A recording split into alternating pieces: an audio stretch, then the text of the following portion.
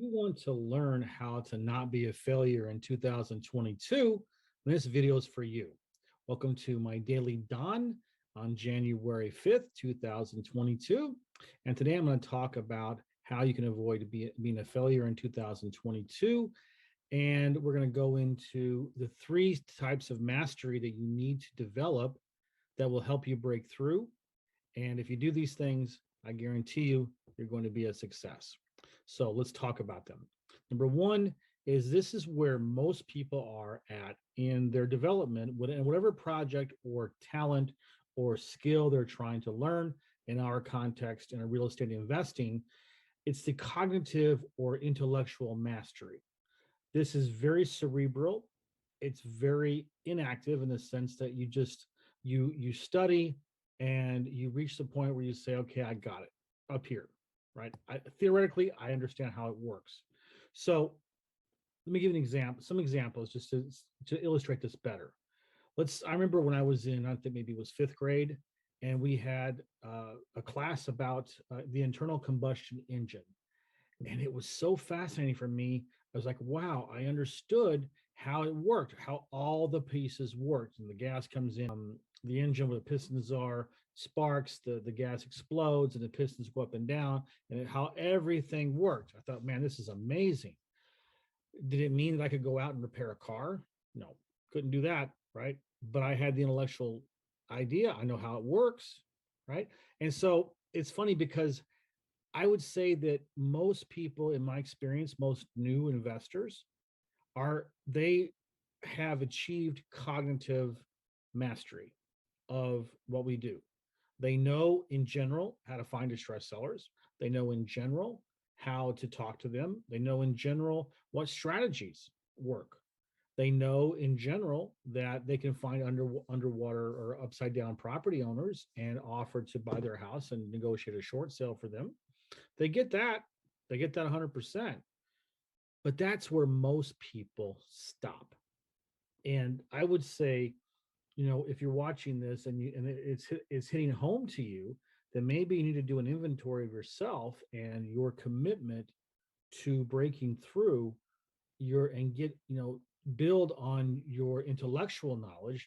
And look, I'm not saying that this is not it's an important step. It's the first step. Unfortunately, most newbies tend to stop there, and that's the frustrating part because they'll never get there until they move through phase two. But it's kind of like a rite of passage. It's kind of like a filter, a funnel, right? You know how a sales funnel works when you got a big funnel here and you put as many people as you can in the top, and then slowly but surely, as they have to jump through different hoops, they'll quit. They'll go this way. They won't opt in until invariably at the very end, bloop, here's a lead that hopefully becomes a sale. Same thing in real estate investing.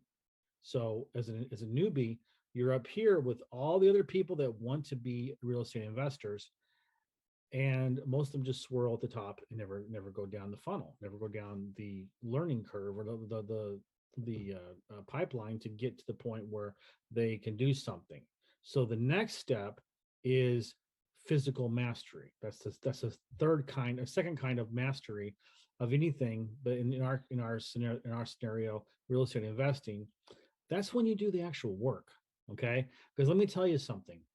Knowing how to do something up here is not at all like how it is to be actually physically perform it.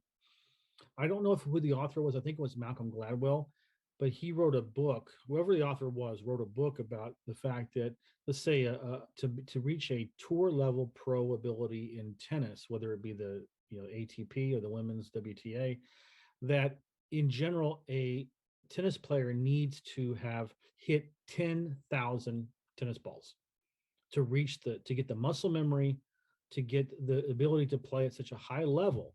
And that's not even talking about the mental part of it, which usually becomes the difference between someone being 100 in the world and top 10 in the world. But at the very minimum, they have to have that much repetition and build that much muscle memory to the point where it's almost automatic. And that's really how it is in real estate investing, especially in the business that I've chosen, which is foreclosures and short sales. You have to know your scripts, for example. and you have to you have to have a certain number of hours, a certain number of repetitions with homeowners before you start getting better and better at it, because there are so many variables that a homeowner is going to, or answers that they're going to come back with, and you won't know. I mean, it may be in your database in your head, but getting it from here to here like that, when they come and give you an objection, that takes practice, that takes repetition, mind numbing practice. And I feel like this is where the majority of the investors, or the newbie investors, the wannabe investors that I've known in my life, that's where they fail, because they don't want to put in the actual time to get to the point where they master this part of it. It also means that maybe they don't want to do, like in our business, we rely heavily on the court records. We look up the fresh foreclosure filings every day, and then we compare it with the property appraiser, and then we skip trace and we make an offer to call. We offer make an offer to buy their property, and we give them the magic question: do they owe more than what the property's worth, or do they have equity? If they owe more than what the property's worth, we know it's a short sale, so we go right into our short sale scripts. So, I have taught people in the past how to do this, and it takes anywhere between 3 to 5 months of constantly calling. But remember, you got to call a lot. I mean, every day you're calling 30, 50, 70 people. Now, a lot of them are going to say no right away. A lot of them are going to be, they're not going to answer their phone. You're going to leave a voicemail. So you're going to send text messages, but you're learning muscle memory. And that's the physical part of that's the physical mastery that you need to develop in 2022 if you don't want to be a failure. That's by bare minimum, you got to do that. Okay. And so here's where even people that master the physical part of it, there's also a third level, a higher level, where emotional mastery is really important. So, and this is where I struggled a lot, because I was, people who know my story know that I was very desperate. I had to leave my family in Russia.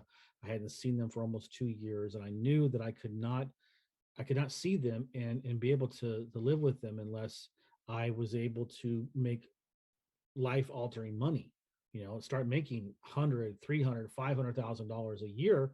Plus I had to pay for my kids therapy, which was very expensive.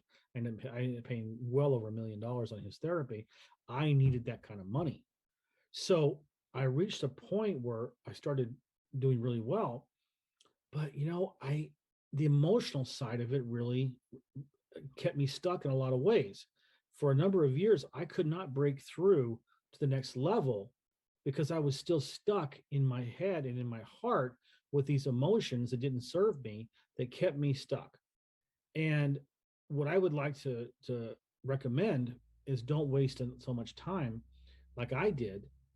Is, go ahead and start on that now. And I know this is going to sound a little bit, new agey, but it really works. My character is very cynical, very sarcastic, and I use that kind of like humor, and that kind of keep people away from me, and protect myself from being hurt. So sometimes the cynicism and the sarcasm and the satirical outlook I have about everything, it tends to make me too negative, and the negativity can really hold me back, and it can really hold you back if you're that type of person. So I have to learn and practice it daily, over and over again, to project the positive outcome, my goal, where I want to be, but combine that with real emotions, because the emotions give power to the visualization.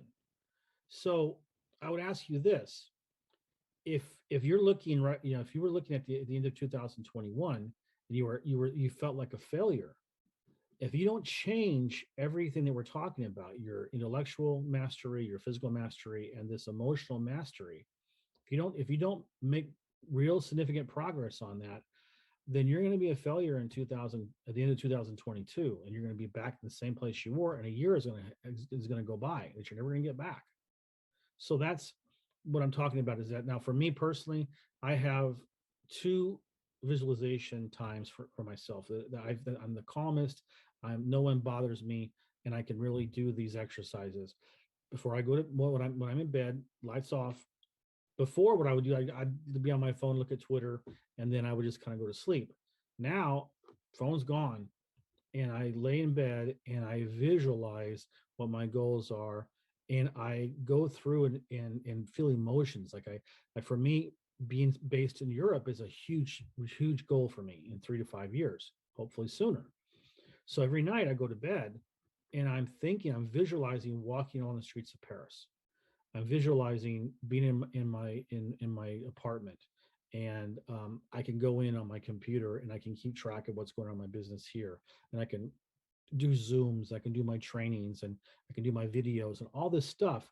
And then at the same time, I could I could be sitting in a cafe, on the street, surrounded by Parisians, and the Eiffel Tower is in my view, and I'm doing my work. Okay. And I feel the happiness. I feel the satisfaction. I feel, what it's like to, I visualize ordering, another juice or maybe another soup or something. And that's what I do. And I do the same thing when I wake up in the morning before I start my day. I do these exercises, and I haven't done them very long, about a month. I can tell you I have a significant better outlook on life. I'm more positive. I'm less prone to being depressed about things, and it's really helping me. And I'm just starting, so don't think I'm just up here on a pedestal telling you, okay, I do this perfectly. I'm just basically relating to you what I'm learning as I go along. But I would say that those are the three skills that you need to master if you want to be a success in 2022. And thank you for being on this Daily Dawn, and I'll see you tomorrow.